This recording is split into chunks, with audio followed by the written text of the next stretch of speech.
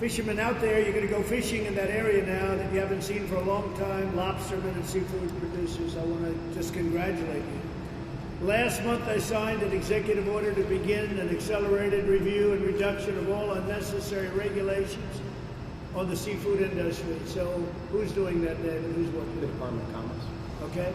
You'll make sure that gets done quicker. Absolutely. Okay? This guy, when I give him something, it gets done. Between him and Peter, we have the right people. So Peter, you'll make sure that you and David. This is a great thing for the state of Maine. These two executive orders together is going to bring back commercial fishing in a big way. That is some of the most fertile fishing grounds in the entire world shut off. And we've gone through all of the machinations, all of the work, so we can sign this. Takes a while to get it done, but we're getting it done. Not easy, because they did it in such a way that's not easy. I ordered the formation of a trade task force that will identify opportunities to open foreign markets to our seafood exports. We're going to talk about the European Union, who constantly take advantage of us in trade. Nobody knows that. And I'm further cracking down on illegal harvested and imported seafood. That's a big deal too, right? What does that mean, illegally harvested? Who wants to answer that question? Go ahead. EI fish, illegally harvested fish, that some countries don't enforce fisheries conservation rules. In our country, we do. So if the country is off their coast and they don't have, So they don't have rules. So they don't have any rules, they can catch fish. So our conservation rules, are they overly tough or are they ridiculous? Because other countries don't have any conservation rules. Right? Most other countries. We have our rules fair and good, or are they not? We have a lot of rules in place that are preventing us from harvesting sustainably some of the resources out here. The fact that I'm in the groundfish industry, the resources off New England are record high. The resources off New England are at record levels. Never been recorded in history that they're so high. We're underfishing. Because you're underfishing. We're underfishing. Is that because of regulations? Because of antiquated regulations that you can never get rid of something that's in place. So are we then looking at those regulations, Peter, or not? Because let's do it.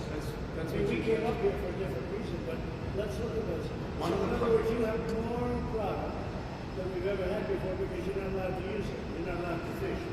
Not allowed to fish, and some of the problem, and when I was governor, I encountered it. If you go to Commerce, or Commerce Central to NOAA, there's a lot of bureaucrats in NOAA that really put on some hurtful penalties and regulations on fishing. So they were so burdensome that you can't fish.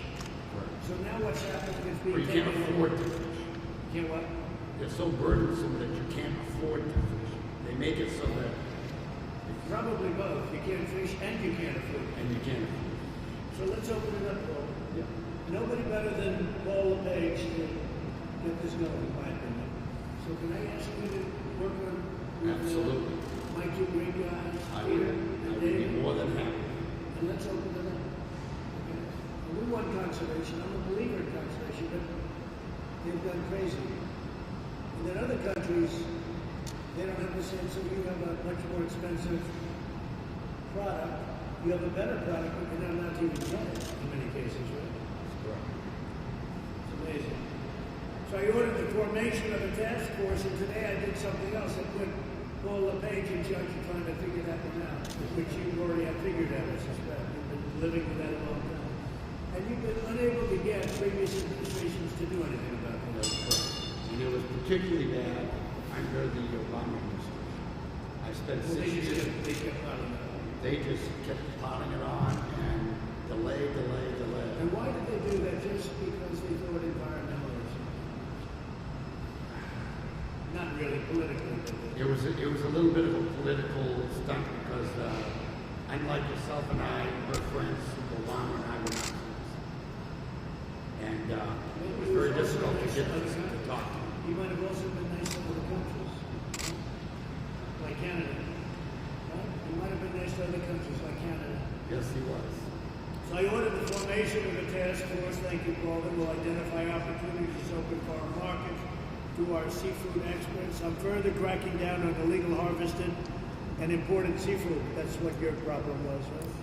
So we're cracking down on it. I recently signed into law $300 million to help our nation's fisheries. Maine will receive $20 million, and you're going to get more than that now as we start breaking this crazy thing up. And I always think of this as a great fishing state, but you're so restricted. It really stops you from being a great fishing state. I'm going to ask David Bernhardt and Peter Navarro to really get involved and get this done quick. This is ridiculous, okay? Can I do that? So I want every American who works out of the ocean and works in the ocean and fishes for all of the different things and the treasures to let you know that we're behind you 100%. You do an incredible job. And we want conservation. We want good environmental practices, very important.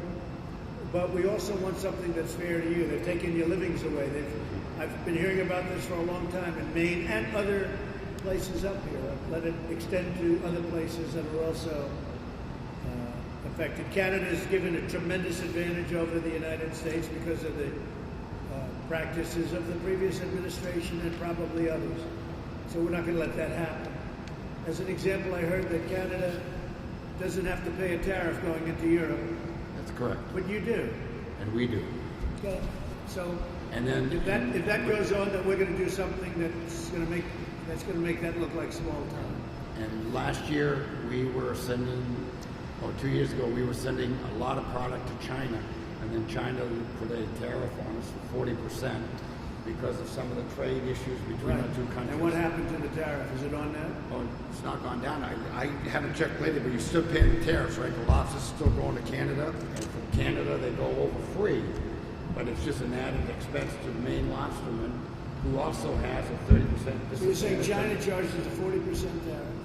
And how big is the tariff that the European Union charges? 20 or 22. Okay. And this country, because of stupidity for years, hasn't charged them. And the funniest part of this whole issue is the Canadian lobster we're talking of and the Maine lobster come out of the same water. Are they the same lobster, would you say, basically? Yes. Would you say they're equivalent as lobster?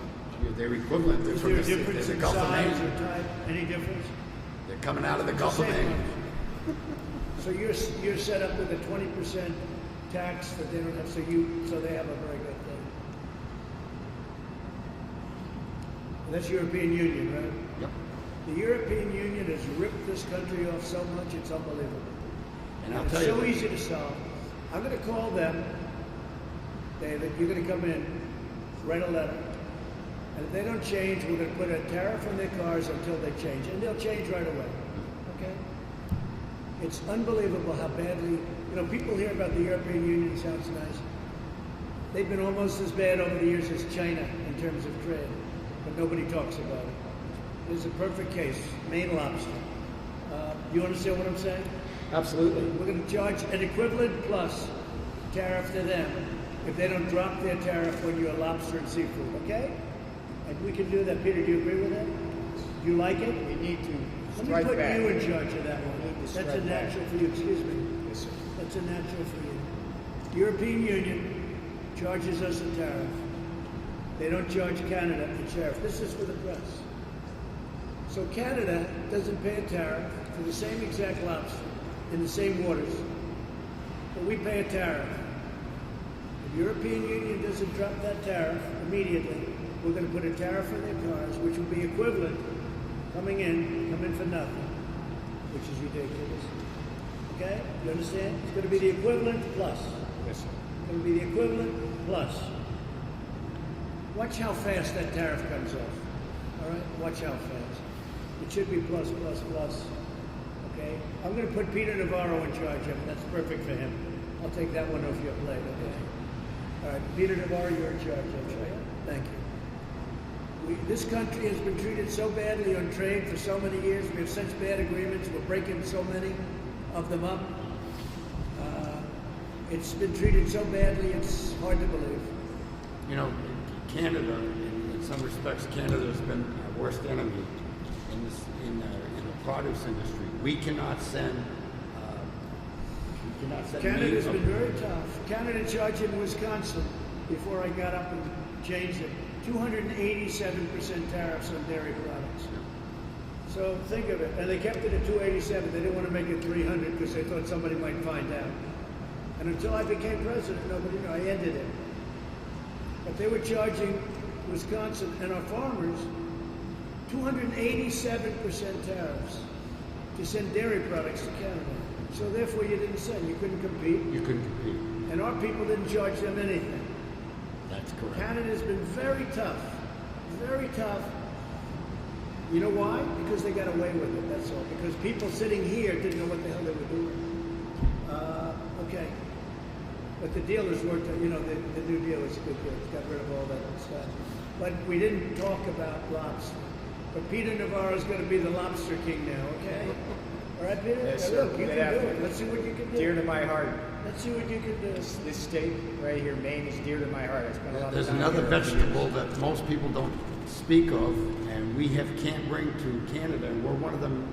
We have a company in Maine that is one of the major growers of broccoli in the country. Broccoli. In the summer, they're in Maine. In the winter, they're in Florida. But what has happened in the last few years is the Canadians bring their broccoli into market. They have a 30% advantage on the exchange rate. And so we can't sell our broccoli. And we can't send it to Canada. That's our big thing. That's the overvalued That's dollar. what you and I talk about. Yeah. The dollar. That We everybody should says do is that a- one too, sir. I mean, maybe the Is dollar it thing broccoli too. the same one? What's that? Is it broccoli primarily that and the lobster and seafood itself? There are a couple others. There's broccoli, blueberries. Blueberries, Maine used to grow 90% of the wild blueberries in the world. So where's it done now? Canada, New Brunswick, and Quebec have got 300,000 acres on, and so now Maine's blueberries are selling below growing cost. And when you talked about the Obama administration about this, they did nothing. They did nothing. I spent a lot of time in Let's Congress. get on this. The three things plus the seafood.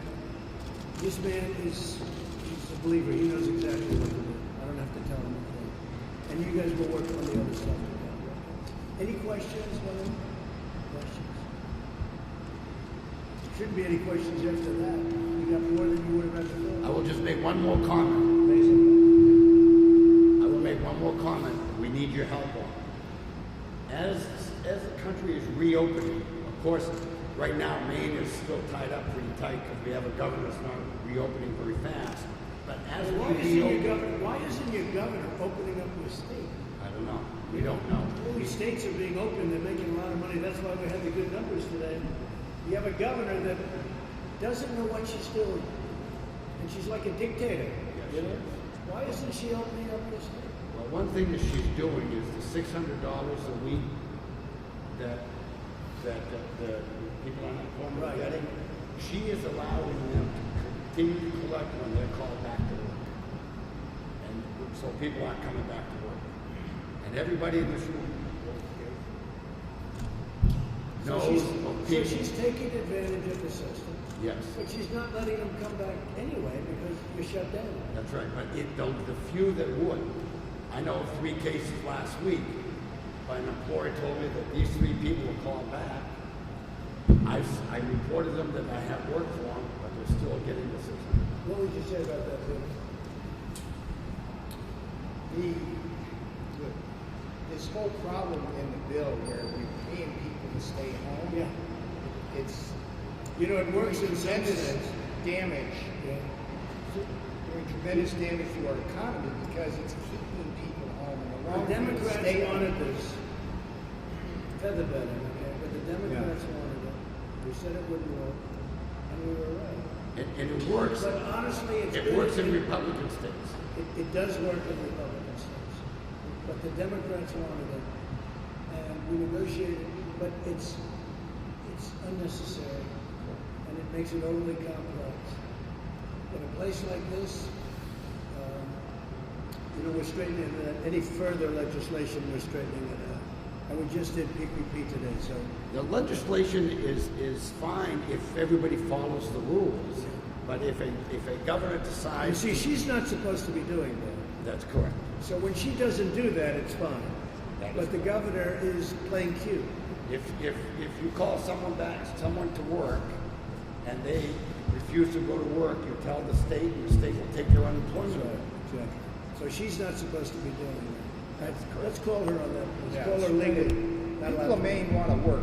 Yes, They do not they want do. a handout. They When want is to she work. opening the state, if ever?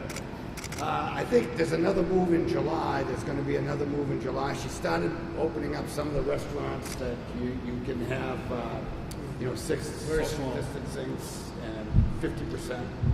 And you don't have a big problem up here. So why is she doing this?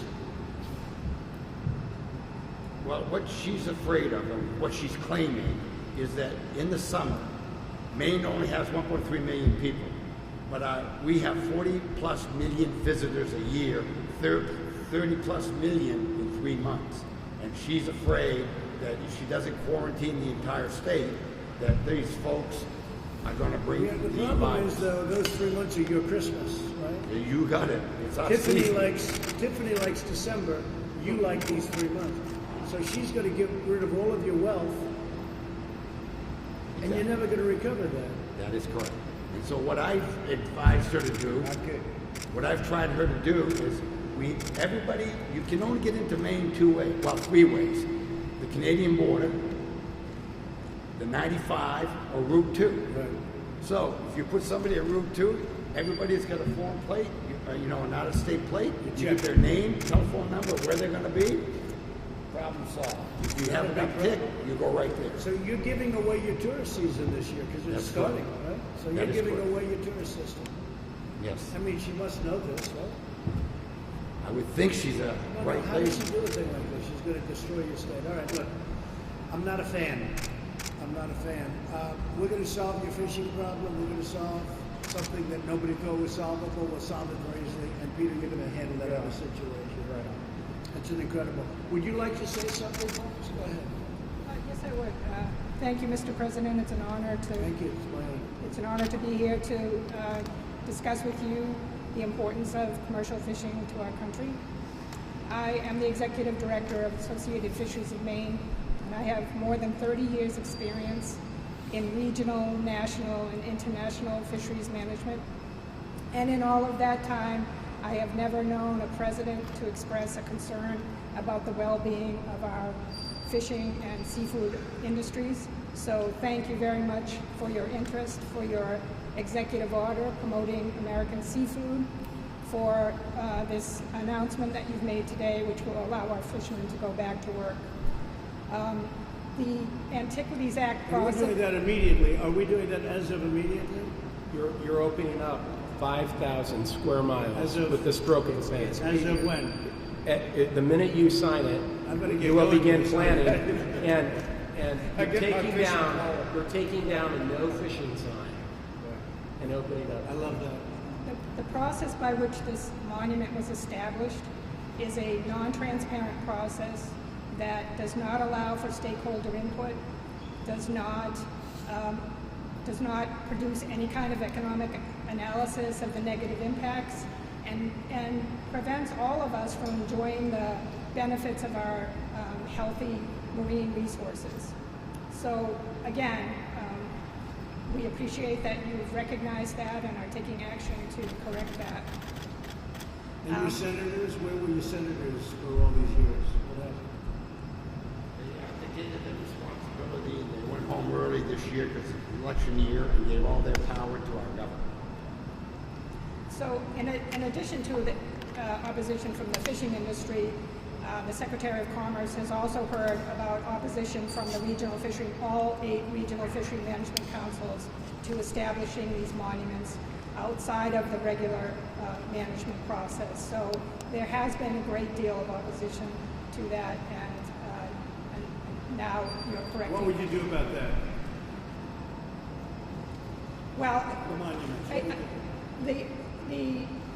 the management of fisheries within our exclusive economic zone is rightfully managed under the Magnuson-Stevens Fisheries Conservation and Management Act. So we have a process to do that. We don't need the Antiquities Act to be establishing monuments that restrict So fishing. what do you need? Bringing that process up. Well, this order will take care of our Okay, so you're going to be. You're okay, gonna, this is gonna you're give us- gonna take that back. That's a big thing, right? Yeah. You're so lucky I'm president. You are so lucky. I don't even know you, and you're so lucky. Well, looking to a pending action by the New England Fishery Management Council and the National Marine Fisheries Service, which would likely be voted on sometime in the fall, which would establish a requirement for our fishing boats to carry 100% of observers or at-sea monitors on all of our trips at our own expense. And this could be as much as $40,000 a year for some of our vessels. This is simply an expense that we cannot afford at this time, especially on the heels when we'll be trying to recover from this pandemic, which has had a huge impact on the commercial fishing industry in New England. We certainly cannot afford an additional expense that is totally discretionary. The law does not... What's happening with that? That's in process. Huh? That's in Get it process. done. That's part of You're your. not gonna have to- Again, I just put it on your radar, Mr. President, so that So let we me can ask you a deal with it question. in the future. So European Union charges you a 20% tariff, and is China charging you a 40% tariff, or is that not? What's China charging? 40%. Or not? You know, Paul? China right now is charging a tariff on Maine lobster going to China. How And much? Our sales to China have gone from like 600,000 pounds to less than 100,000. So you went from 600,000 pounds, that's the way you go, to 100,000 pounds. So you're way down. And the only Is that way because of the tariff? Yes. Okay. What they do. So, what- so corresponding tariff to China for pick a product, the corresponding plus if they don't drop the tariff on Maine lobster going into China. Okay? Yes, sir. It's very simple. And I don't mind. Yeah, the distribution companies have had to stop, set up companies in Canada. They ship their I know, that's what they do. They go through different companies. It's called transshipping, Yeah. to be exact. They transship. Okay, ready? Yes, sir. China, EU. What you do is say, that's okay, keep charging us, and we're going to charge you a corresponding on something that they sell that's very precious to them. But it correspond, it should be for the same amount plus. Yes, sir. We'll take care of it. Go ahead. Yeah, Mr. President, we operate a few boats here in Maine, but we also operate some sculler boats and some factory processors out in Alaska. And there is a tariff on the flatfish that's shipped into China that stays there. So if we want to ship to them and develop a market in China, they do enforce a 25% tariff on it. What we have available to us is if they do process some of the fish, it's shipped back to the United States, and there is no tariff on that coming in at this present time. So what you're saying is we don't charge them a tariff, but they charge us a tariff. That's exactly right. How stupid is that? We're working on it. How stupid is that, free traders? I tell you, the free traders out there that are always talking about this, oh, we're free traders. How stupid is that? So they charge us, and then we don't charge them. Yeah, you'd be And pleased they to, get paid for doing the work on top of it. you'd be pleased to know that we just had a Zoom meeting with Senator Sullivan last night. He's working on it. He's going to be in touch with a few people. He wanted to say hello to you. Sullivan's a good man. Yeah, yeah. Sullivan's a good man. He'll try, but Yeah. nobody can do this like I can. It's like everybody, though. We're all trying to do it. But It's simple. yeah, It'll be done. thank you. It's very simple. He's a good guy, Dan Sullivan. Paul, you said it. David, you have anything to say real fast? Well, I would like to thank you for taking the time to come listen to the fishing community. Since the moment you took office, you've been clear and consistent in your efforts to bring common sense back to the executive branch. You've done more than any president in our lifetime to bring common sense to government. And when you think about it, 5,000 square miles is an area that's larger than the state of Connecticut, the state of Delaware, or Rhode Island. And the prior administration essentially put a no fishing sign up to these individuals with the stroke of a pen. And you're addressing that. And your effort to ensure the voices of the people are heard is deeply appreciated across the country. The folks here, they go out, they brave the nation's waters, they bring an incredible natural resource benefit to the world, and they have the challenging task of facing whatever Mother Nature puts in front of them. They should not be in a situation where they're also having to fight their own government. And they needed common sense bureaucracy. And you're bringing it, and in doing so, We are not changing the boundaries of the monument, and we will remain protecting those objects that need and are appropriately protected by doing this. So thank you, sir. Thank you very much. And these two people will get it done. By luck, I happen to have the two right people with me. All right? Please. Good afternoon, Mr. President. My name is Christian Porter. I'm a commercial fisherman. I've been fishing for over 30 years. I fished for about everything over those And you years. love doing that. You wouldn't switch for anything, even though they don't let you fish anymore. No, well, I fish for different things. I fish for scallops now, and I fish for lobster. But you love it, right? I love it. It's a way of life, Mr. President. No, they love it. People love it. You wouldn't switch No, to be and- president, right? Right. You're making a good decision.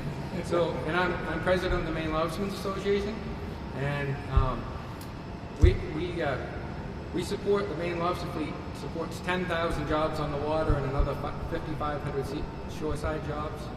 So that's why I'm passionate about working with regulations. People and stuff. come in. It must be other countries. They must send their ships into this 5,000 big mile stretch. No, they can't. They can't come in through the Really? EEZ. So Yeah. we get them out through what? The Coast Guard? Yeah. The Navy?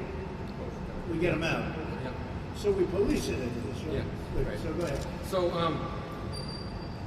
keeping our nation's fishery strong is a passion of mine.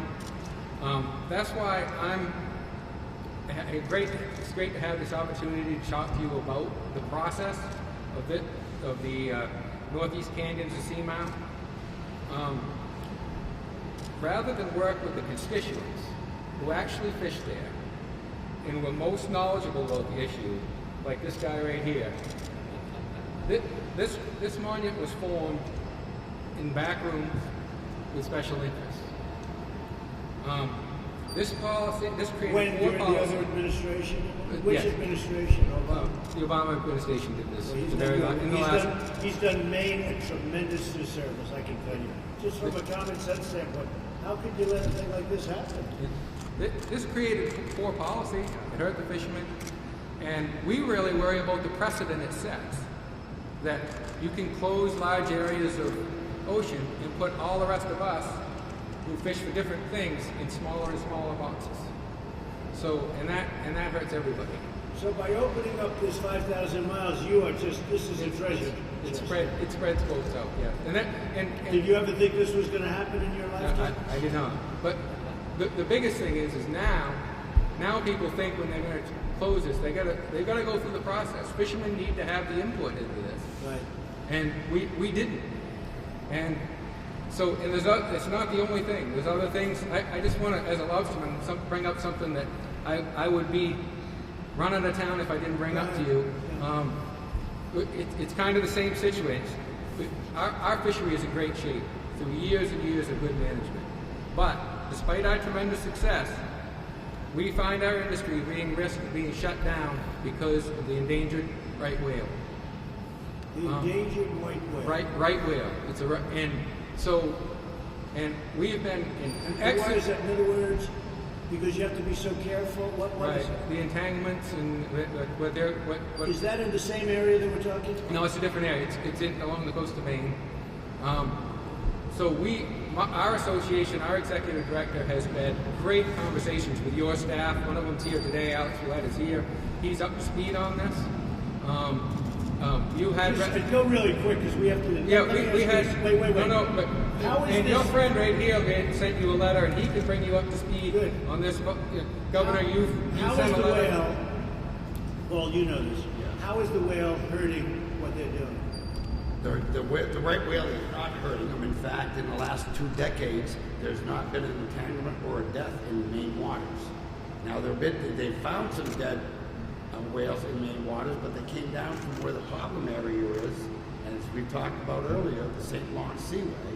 At the mouth of the St. Lawrence Seaway is where all the deaths and entanglements So are. how do we solve this problem? We solve this problem by going to NOAA and telling them to get reasonable about their regulations. Going to where? NOAA. They are the problem. And I've worked 2 years, I've worked So six. you know what reasonable means, right? Yeah, that's correct. Okay, so get them That is done. correct. Get them done. Right? You work that day. I'll talk. Okay. We just want our voices heard in the process. We'll be able to. I assume there's a good solution to that, right? Yes, there is. Okay, work on it. We want to protect the whale. I want to protect the whale too. As we do As too. long as we can protect the whale, I'm going to do it. All right, so I'm going to leave it to you. We're in, and I will say, Hugh said one thing that is so true about the fishermen in Maine. Maine has the only sustainable lobster fishery and certified in the world. These people will go bend over backwards to save the lay, those are the layers and the youth. I mean, they just bend over backwards. It's not robbing the bottom. And the one thing about a Maine You've been treated lobster, very badly. You know that, right? You better remember your president. the one thing about a Maine You guys, you've been treated very badly. I know what they've done. They've regulated you out of business. And yet you treated the area like it was your home. I know that. Go ahead. the one thing that Washington has never understood, the Maine lobsterman is a family-owned business. It's hand-me-down from father to son for generations. If father kills all the lobster, son is going to starve. And that's what the lobster industry is in Maine. It's the only one in the world. And Washington bureaucrats are telling us we don't know how to fish. We got it. All right. Thank We'll you, work sir. with Paul on that. Thanks, sir. Go ahead, please. Thank you, Mr. President. John Williams, owner of the Atlantic Red Crab Company. Going to change species a little bit. I'm in the crab business, not the lobster business. I've been fishing in this area, the 5,000 square miles, personally since 1995. And there were people there before I was in there.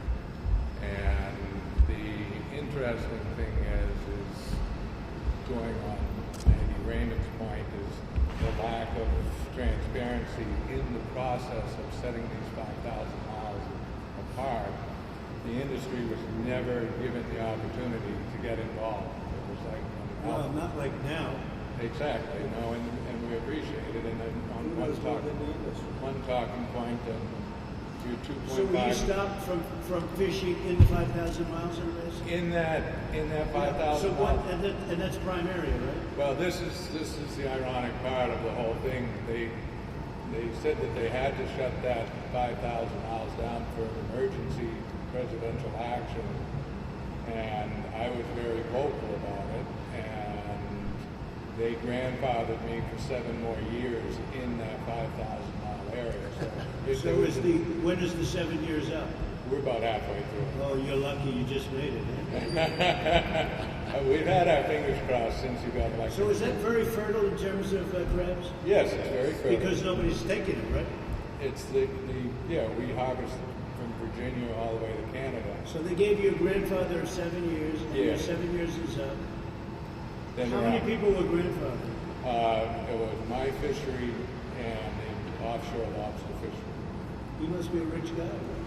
I have a good banker. Do you have a problem with the European Union too? I don't do very much export to Europe. Most of it's Well, you domestic. can't with the tariff. You can't. Exactly. So you don't bother. And the other thing is I want to bring up that hasn't been brought up is we have a public process that's been in place for years and years and years to protect our resources and the ocean floor. And when you gasp at 5,000 miles and how big of an area that is, since 95, I think there's been, you'd have to correct me, but it's roughly 60,000 miles have been protected already, but they were protected in arenas like this that included scientists, fishermen, and And environmentalists. is that wrong? That's right. So you like it? I think that when you get a group of scientists and So there you think we did the right thing? I think that, Meaning people did the right thing. I think that the public process is cumbersome as it can be, and sometimes I walked out of meetings not happy with the results, but it worked. But at least it went through a process. And it allowed And this did not go through a process. zero. We had zero Right? words. This didn't go through a And process. this This one- was done for politics. You Total got it. problems. Just one last comment on it is of course where the industry was left to remain completely silent and not go public, the millions of literature and propaganda and websites and everything that were out there saying we need to save this 5,000 miles because this bottom is pristine and we can't allow these fishermen in there because it's pristine. Well, we've been in there for 40 years. And so if the environmental groups can deem the place pristine, and we've been operating in that area for 40 years and they can't find any evidence where we've done any damage, I would say we've been pretty good stewards of that 5,000 miles. It's great stuff down there, right? Oh, it's great stuff. Great stuff. Take care of it. All right? That's the one thing I'm asking you. Take care of it. Okay? Please go ahead. Yeah, I just wanted to, my name's James Ogland. I've been involved in this fisheries for 50 years off New England, both as a captain and as a vessel fleet owner. And I served on the council for 9 years, helping make some of these regulations. I worked on the Habitat Committee's issues, where we worked for many years, and then we were ready to roll, and all of a sudden, we get this order that said, your work doesn't matter, we're going to close 5,000 whole square miles. We were looking at discrete, So this is a really special big, areas. this is a really big deal for you people, isn't it? We work long and This is hard the on whole it. deal. And I just got one other thing, Mr. President. You know, I want to reiterate that the stocks of fish off New England, brown fish, are at historic highs Is that because you were stopped from because of fishing? proper fish management. The issue is we've got millions of pounds of fish out there that are not getting caught annually, which would equate into hundreds and hundreds of jobs. So will I We be need- allowed to go fishing in that 5,000 mile cruise? Would you mind if I took a little boat and went fishing? So we've got some regulations that are preventing us from harvesting these healthy, sustainable fish stocks. And we need help getting those Is that regulations. not being taken care of in what we're doing? Well, I just heard this now that they've asked National Marine Fisheries Services and Commerce to look at some of those regulations. Do you know about it? Yeah, it's a Commerce issue. What are you gonna just take it over? But I have some worries that they will just tweak around the edges and not really do. David will I take have it. some inside information that that's what's going to Okay, happen. we got it. If I may, sir, the executive order that you signed several weeks ago has very clear, direct instructions to take care of those regulations. So this president is already on this case. There is a process underway, and that gentleman across the way will ensure that the commercial fishermen of this state will be able to fish the waters here without any regulation. Full We're stop. cutting regulations from highways and roadways to fish. That's That's what Peter's talking about. Go ahead, Yes, Pete, sir. you have anything to say? This is the jobs president. This trip today goes and creates jobs from Brunswick and Bath, to Bangor and Guilford, all the way up and down from Bar Harbor down to Kennebunkport. And this president is the working class president. And this state is a hard scrabble state. It's a working class state, and people in this state should not have to face a federal government that takes away your livelihood. These two executive orders combined are the greatest news for commercial fishermen in the last 50 years. And this first order will clear off the decks of undue regulation. The second order, as soon as he signs that and gives away the pens to all you folks here, will set free the fishermen of this state. Well, they It's a took great your lives day. away. They took your livelihood away. Yes, sir. Yes, sir. Please go ahead. Thank you, Mr. President. First, I just wanted to thank you for coming to the state of Maine to talk to our commercial fishing industry. As was pointed out already, it is a first, and we truly appreciate it. And we also appreciate the action you're taking today. I don't think there's a single industry person around this table who disagrees on the need for it and why it is so important. So, thank you very much. My name is Mary Beth Tulu. I am the Government Affairs Manager for the O'Hara Corporation out of Rockland, Maine. I brought the boss with me today. He's on the other side of the table, Frank O'Hara Jr., president of a family-held company, as I said, in Rockland, Maine. And I know that he spoke already. He provides an awesome history of a family-held company that started in 1907 in T. Wharf in Boston, Massachusetts. Has been present here in the state of Maine since 1944 and is definitely multi-generational. He has sons coming up and grandchildren being born, and the goal of the company is to maintain sustainable fish. So I don't know, Frank, if you want to add anything to that before I go on? What's that? Do you want to add anything on that before I go on? No, you got it. You know, we've been around for a while. We've gotten through wars, depressions. We've gotten through overfishing from the But foreign this countries. was the worst thing that you've been through, okay? What happened to you when they took this away? It didn't affect us as much as it would have affected John, but it will affect us because once they take one mountain or one canyon, they'll take another one and another one. They'll go over to the west coast. Are you involved in that area? The 5,000? We used to be, but we're not. We do scalloping, which is more to the south of that. So our scallop boats, which is replicated by that model over there, we do some scallops, but mostly it's crab and lobsters out that way.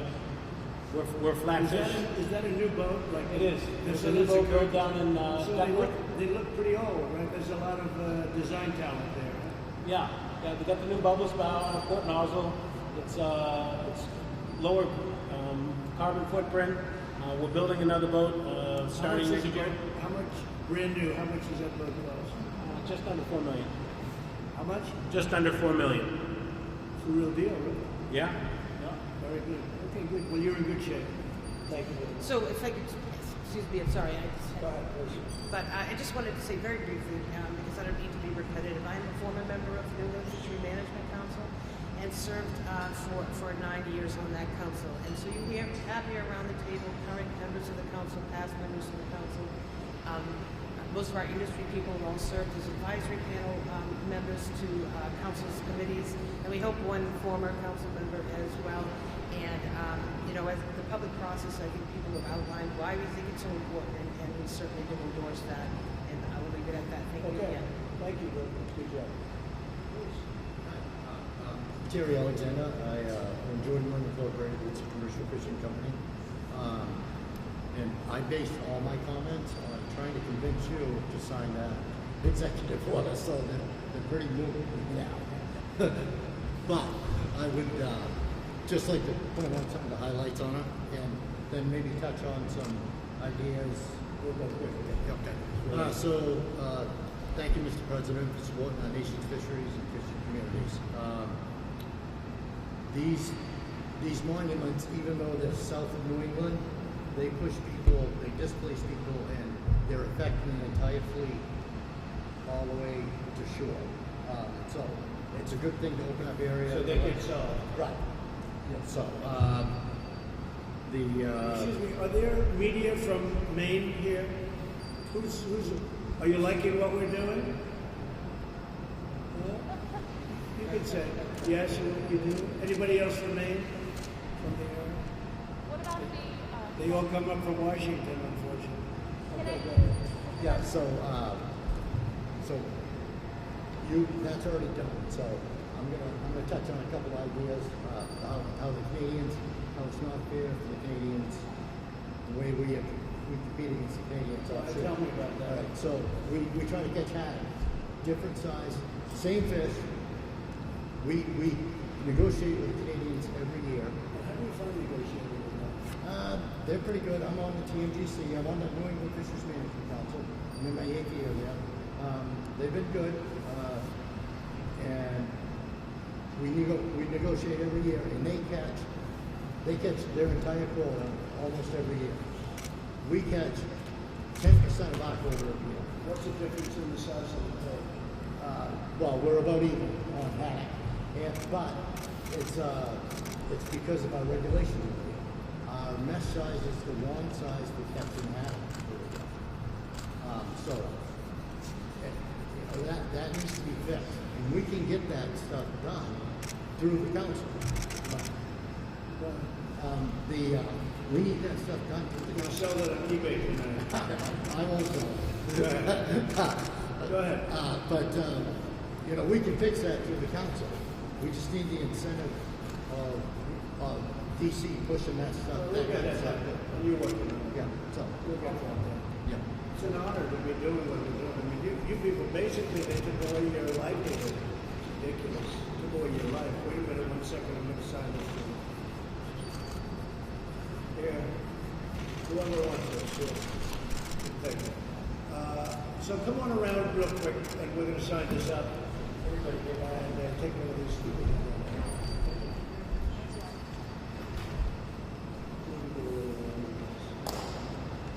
Congratulations. Come on, David. Come on, Peter.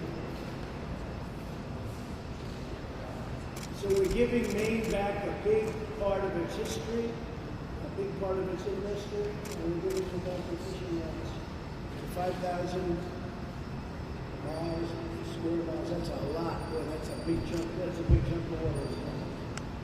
So do very well. Say hello to the people of Maine. They're good people. They're very nice to me. I appreciate it very much, but I know you appreciate it much more than I do, because you're getting a lot more than I am, okay? So good luck, everybody. And they're going to work on those other things with Peter and David.